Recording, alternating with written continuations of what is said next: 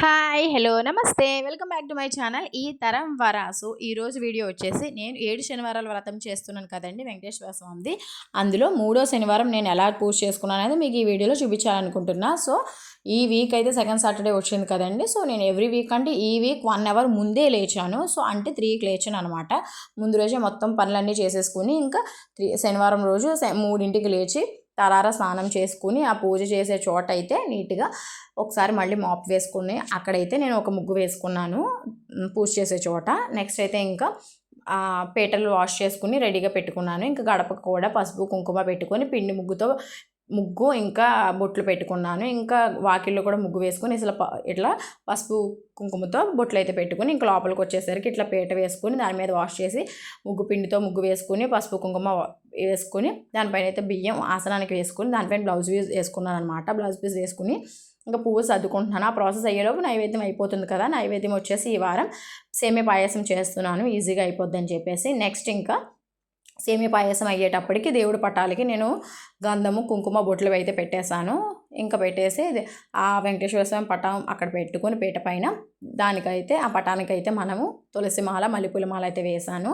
ఆ పటానికి ముందు కొంచెం మళ్ళీ బియ్యం వేసుకొని దానిపైన తమలపాకులు పెట్టుకుని ఆ వెంకటేశ్వర స్వామి ప్రతిమ లక్ష్మీదేవి ప్రతిమ పెట్టుకుని ఆ ప్రతిమల ముందు ఆ పసుపు వినాయకుడిని అయితే చేసుకుని కుంకుమ అక్షతలు పువ్వులతో అయితే పూజించుకున్నాను. నెక్స్ట్ ఇంకా నైవేద్యాలు వచ్చేసి సేమియా పాయసం నల్ల నువ్వులు ఉండలు పానకం వడపప్పు పెట్టుకున్నాను. ఇంకా గడపకు కూడా పూజ చేసుకున్నాను. ఇంకా ఫ్రూట్స్ వచ్చేసరికి జామ పళ్ళు అరటిపళ్ళు నల్లద్రాక్ష పళ్ళు పెట్టుకున్నాను. ఇంకా బెల్లం అయితే కంపల్సరీ నేను నైవేద్యంగా పెడతానండి. డైలీ నిత్య పూజకి పెడతాను. ఇంకా వ్రతం అయితే కంపల్సరీ పెట్టాను.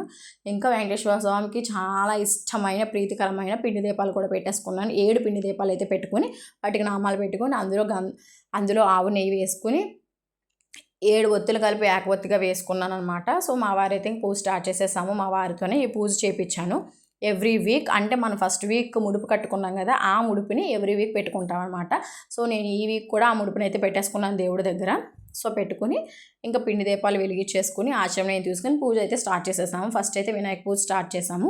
వినాయక అష్టోత్తర శతనామావళి వినాయక పూజ చేసాము. నెక్స్ట్ లక్ష్మీ అష్టోత్తర శతనామావళి లక్ష్మీ పూజ కంప్లీట్ చేసేసాము. నెక్స్ట్ వెంకటేశ్వర స్వామి అష్టోత్తర శతనామావళి నెక్స్ట్ వ్రత కథ నెక్స్ట్ గోవిందనామాలు అయితే చదువుకుని ఇట్లా పుష్పాలతో అయితే పూజ చేసుకున్నాము. ఈరోజు అయితే రెడ్ అండ్ ఎల్లో రోజా పువ్వులు తెచ్చాను పూజకి. అవైతే పూజ చేశారు మా వారు. ఇంకా హారతి ఇచ్చి నీరాజన పలుకున్నాం అనమాట. ధూప దీప నైవేద్యాలతో పుష్పాలతో అక్షతలతో అయితే ఈరోజు పూజ అయితే చేసేసుకున్నాను సక్సెస్ఫుల్గా.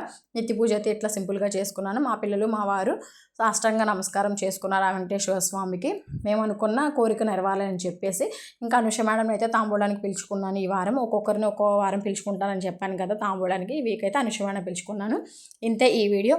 నేను 3వ శనివారం వ్రతం ఎలా చేసుకున్నాను కమెంట్ సెక్షన్లో కమెంట్ చేయండి. ఈ వీడియో కనుక మీకు నచ్చినట్లయితే లైక్ చేయండి, షేర్ చేయండి, కమెంట్ చేయండి. Thank you for watching. Bye bye.